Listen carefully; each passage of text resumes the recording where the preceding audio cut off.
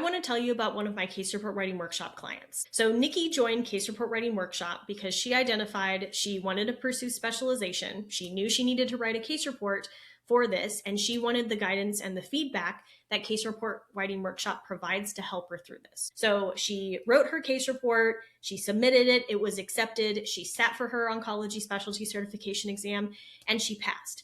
But Nickie didn't stop there because she then heard back from a journal. So I have had my case report be accepted for publication through Oncology Rehab and Practice, which is an online journal. That has been the past year of working on it as well during the studying and everything. But it was cool to go through that process, to submit it, to get feedback on it, to like edit some things. And that I found out that it was accepted sometime this spring, I want to say April. I think it was like 2 weeks before the wedding. And I was like, okay, that's done. It was a great thing to put out there to show other clinicians that we can be more specific. We can absolutely be changing the way we're prescribing exercise. Not just good enough for the application, good enough to publish in a journal.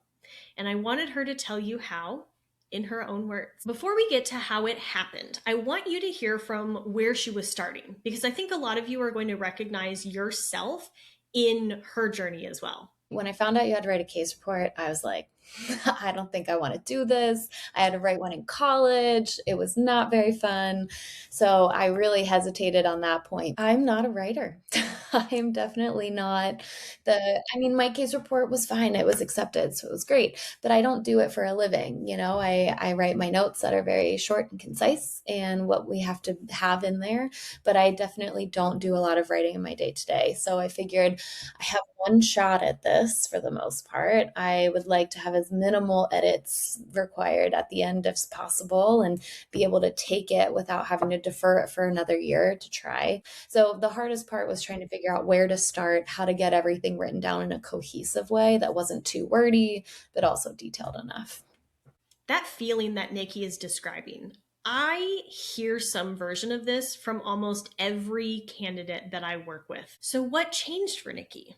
It was honestly trying to figure out where to start. And so before I signed up for the workshop, which was so helpful, before I signed up for it, I was trying to start with like what you would think to do, which is the introduction. But really, that's one of the last things, I know, one of the last things that you should really do, because it's that nice summary of what you're about to read and explaining like why it's important. This is exactly the outline before you draft stage that I talked about in last week's video.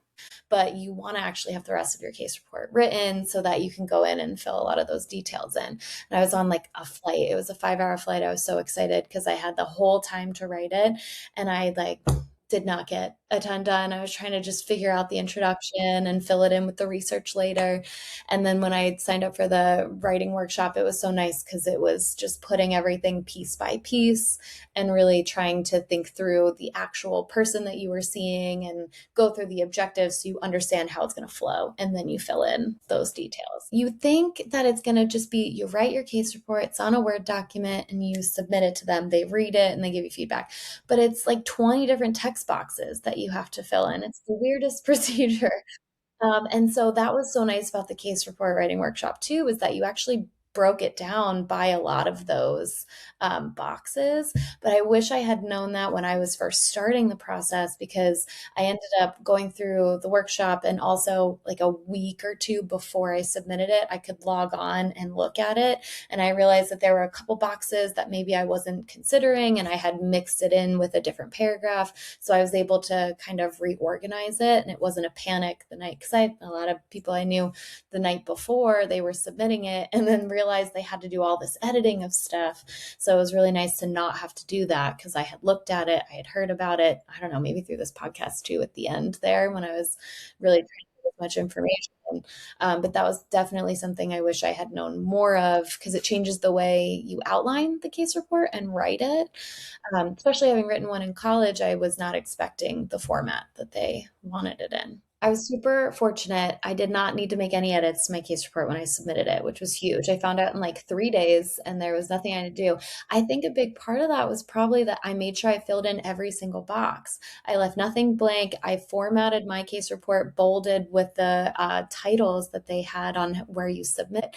I think part of the process we didn't really talk about is getting a lot of people to read it. I know you mentioned this a lot, but huge. I had a coworker, I had Scott, which was great. Obviously, you at the writing workshop.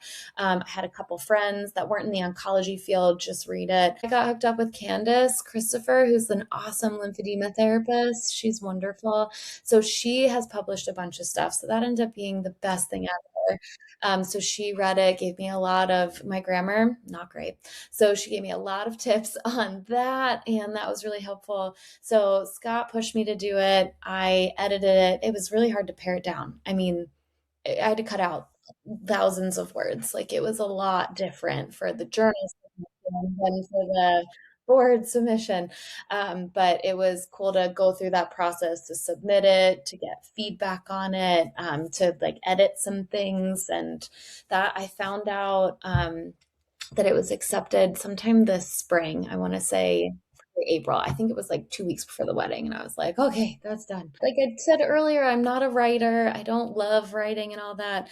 But, and then we talked about how there's research coming out all the time, but also not as much as a lot of other specialties. And so this was a treatment that I like, even historically at physical therapists, we kind of throw people on the bike, right? It's a warm up. We're not necessarily monitoring their heart rate and vitals the entire time. Thinking more, we do that a lot in oncology because we really need to, but orthopedics, we're not doing that as much. So this treadmill test and this idea of treatment was a little more novel. Maybe it shouldn't have been, but it was. And so even though I don't enjoy writing very much, it was a great thing to put out there to show other clinicians that we can be more specific. We can absolutely be changing the way we're prescribing exercise, and exercise is medicine. There's a ton of research coming out on even like the tumor microenvironment and how exercise is making that environment much better for the chemo to get to the tumor and for your own immune system to fight it. So being able to publish something of how we can influence that is very cool. And then being able to talk to the patients about it too, of like, this is something you can do for your own health. You don't have to just arbitrarily go on a walk. Everyone's got these now. So you can literally look at it and say, I want you to exercise at 120 beats per minute based on your heart rate reserve and where you're at with chemo. So every couple minutes, I want you to check it and make sure that we're in the right zone. And it changes based on what kind of treatment you're experiencing and your side effects. So you can really make it to the patient that exercise is medicine when you're prescribing it that specifically. So it's really cool to have something like that out there. Yeah, it's awesome. I want to be really clear about something. I'm not sharing this conversation with Nickie to tell you that everyone who goes through Case Report Writing Workshop gets published. That's not the standard. This is actually a brand new thing for us here at the OncoPT. What I want you to take from this is what's possible when you actually have a process and support behind you instead of trying to figure it out all alone at 11 p.m. after you have just finished a full crazy shift. If you're staring down your own case report right now and it feels like an impossible mountain, it's not. It just needs a process, and it needs enormously for you not to do it alone. The Case Report Writing Workshop is linked below. And Nickie, if you're watching this, thank you from the bottom of my heart for sharing your story.